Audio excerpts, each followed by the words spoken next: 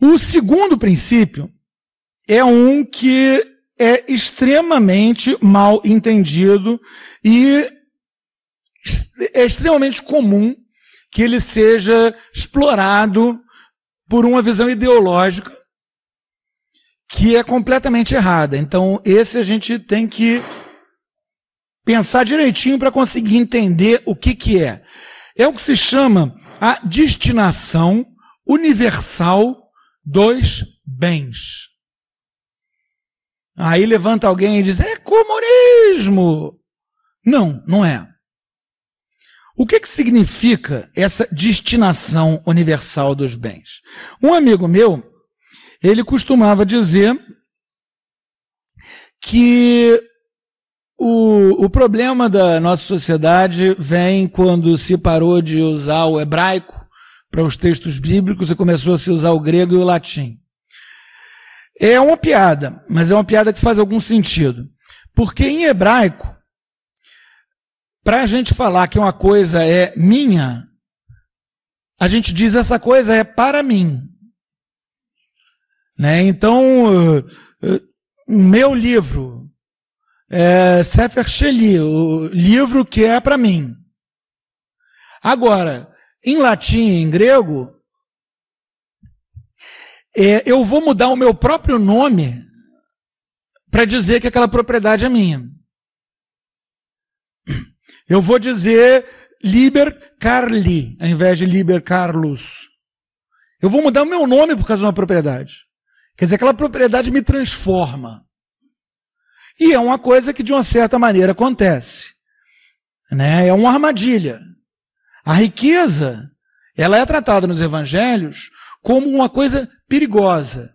Vocês se lembram da parábola do jovem rico? Chegou para Nosso Senhor e perguntou o que ele devia fazer para ele ser perfeito. Cumprir os mandamentos. Eu já cumpro. E olha que eram 613, em Antigo Testamento, 613 mandamentos. Eu já cumpro. Então vende tudo que você tem e dá para os pobres. Aí ele saiu triste. Por quê? Porque ele, na verdade, estava escravizado por aquilo. Ele estava preso naquilo. Não é que a gente tenha que vender tudo que a gente tem e dar para os pobres. Mas é que a gente deve ser pobre em espírito. A gente não deve ser escravo dos nossos bens. Do mesmo modo, São Paulo nos ensina que o dinheiro e a avareza são a origem de um sem número de pecados. Porque a gente se apega àquilo. A gente fica preso naquilo. Né? E a gente acaba coisificando o outro, como o homem rico coisificava o Lázaro. A gente acaba deixando ele de lado, não vendo ele como um ser humano. Essa destinação universal dos bens, ela tem esse sentido que esse meu amigo procurava apontar ao falar como se usa, como se diz que a gente é dono de alguma coisa em hebraico. Essa coisa é para mim. O que quer dizer isso? Quer dizer que ao invés de essa coisa é do Carlos, ela é um pedaço arrancado do Carlos, eu estou dizendo que ela é para o Carlos. Venho de Deus para mim. Agora, Deus não me deu aquilo. Daí eu não gostar muito daqueles adesivos, foi Deus que me deu no carro. Deus não me deu aquilo. Deus me confiou aquilo. É diferente. Deus botou aquilo na minha mão para que eu faça daquilo o melhor uso possível. Vocês reparem como que isso se parece com o que a gente falou antes sobre o que é a santificação.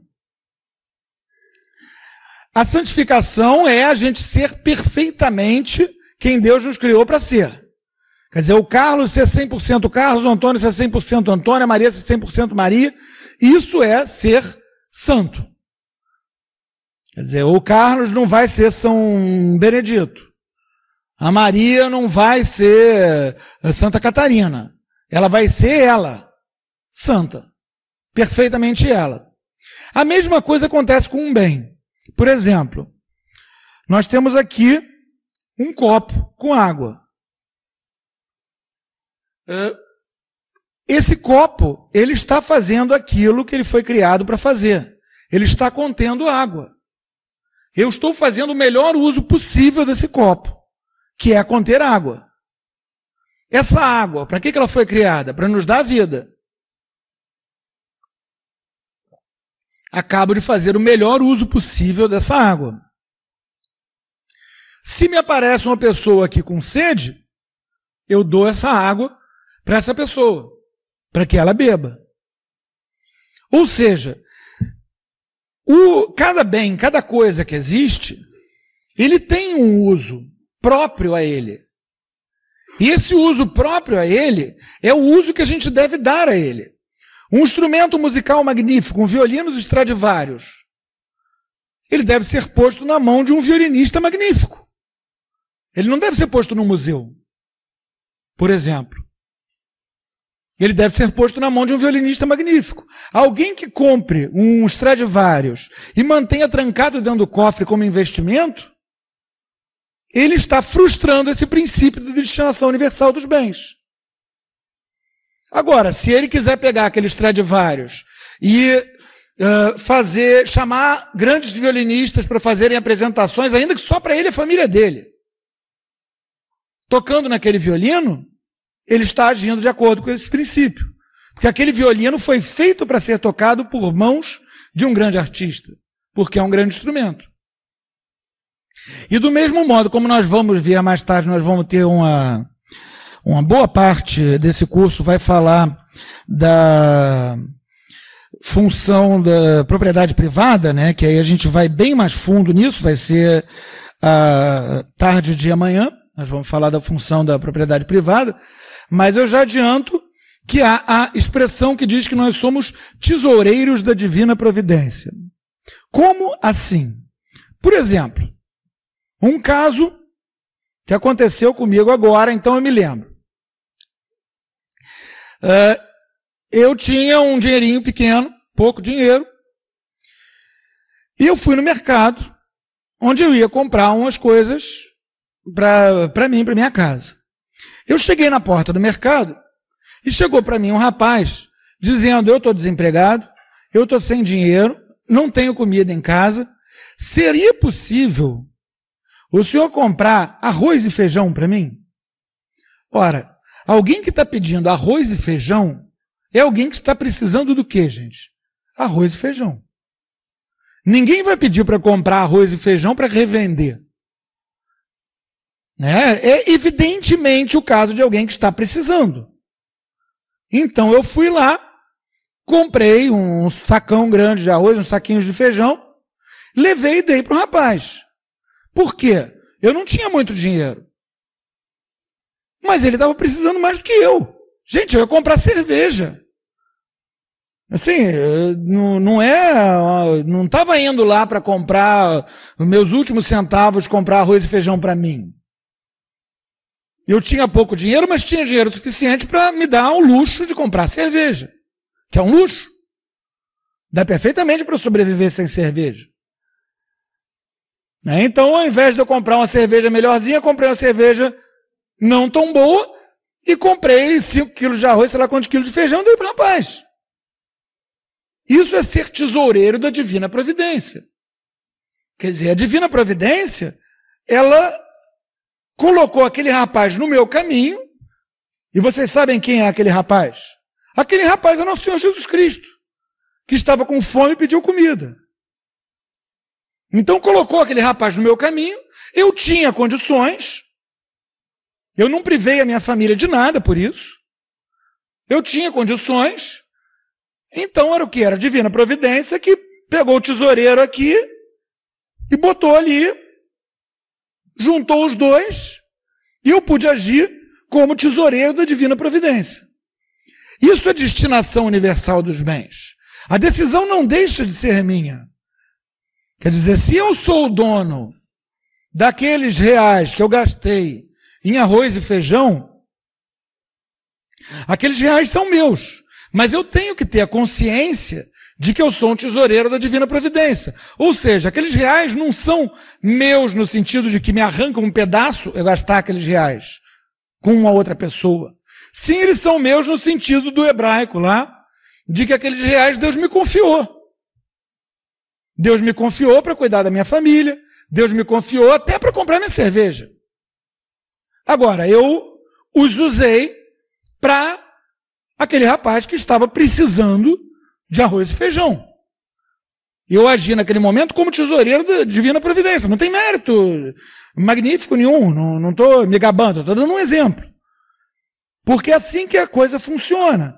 Quer dizer, não é que possa vir alguém e me tomar aqueles reais sob o pretexto de distribuir arroz e feijão, como um governo comunista faz.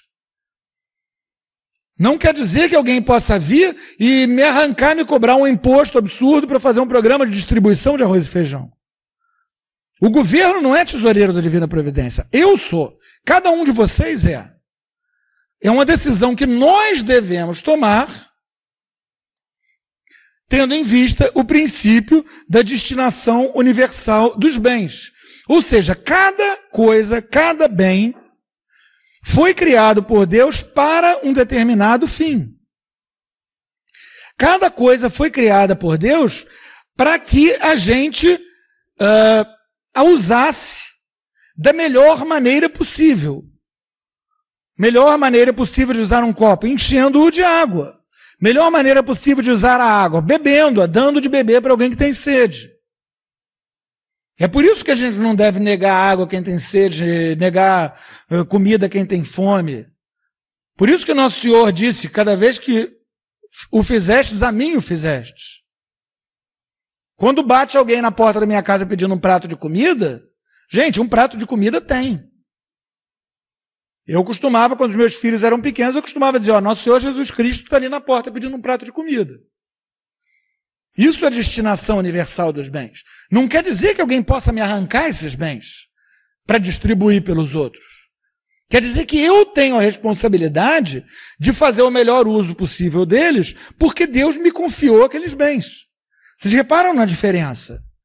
É uma coisa muito importante. É uma coisa que a gente tem que ter sempre em mente. Por quê? Porque a gente tem, hoje em dia, esse pensamento ideológico que procura distorcer isso.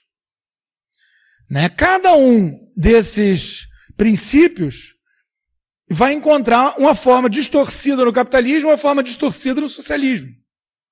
O princípio do bem comum.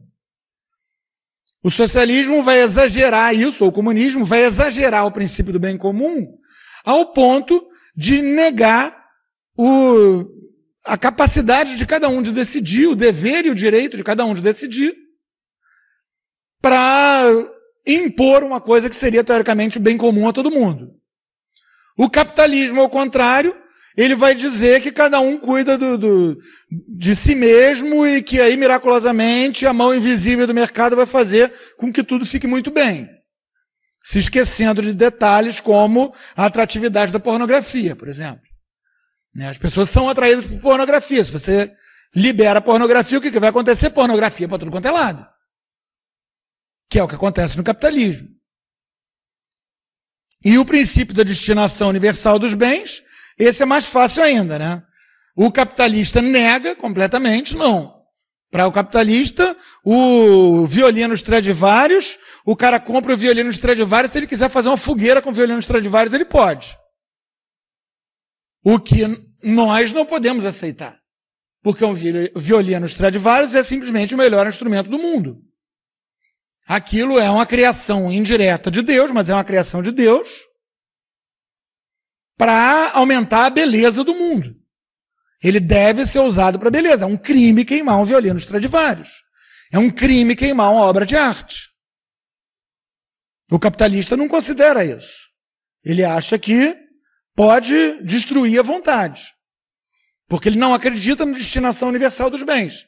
Ele acredita que a propriedade particular é um princípio tão forte que qualquer coisa cai diante dela.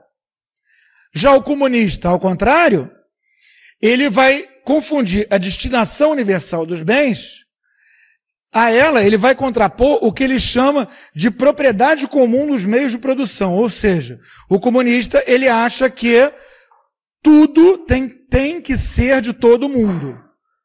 idealmente todo mundo vai ter a mesma roupa, vai usar roupa em comum, todas as fábricas, indústrias, a padaria da esquina, tudo vai pertencer a todos.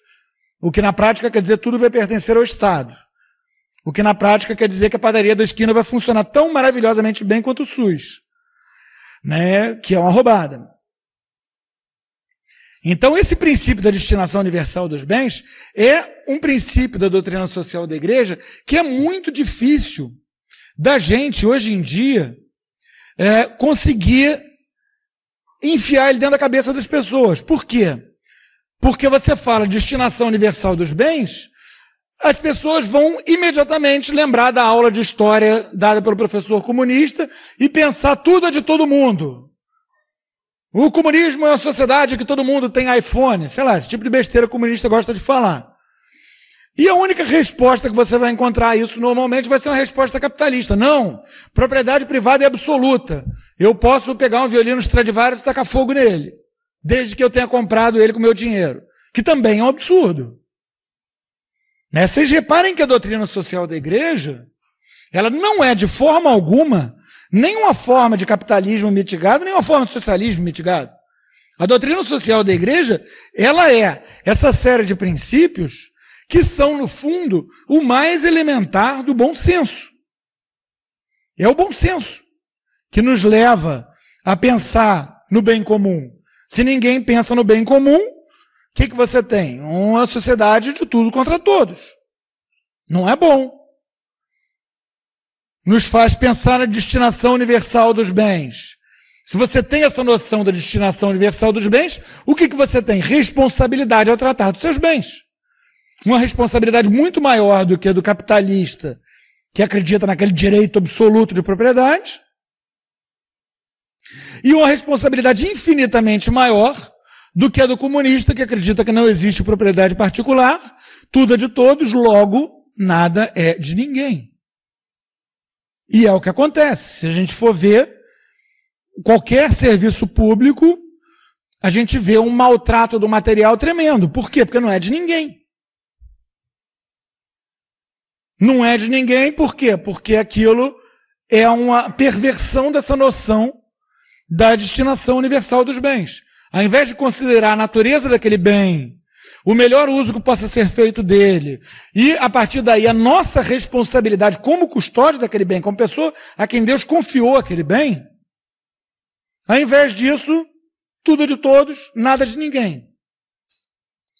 Vocês reparem que não poderia haver destinação universal dos bens sem haver propriedade particular.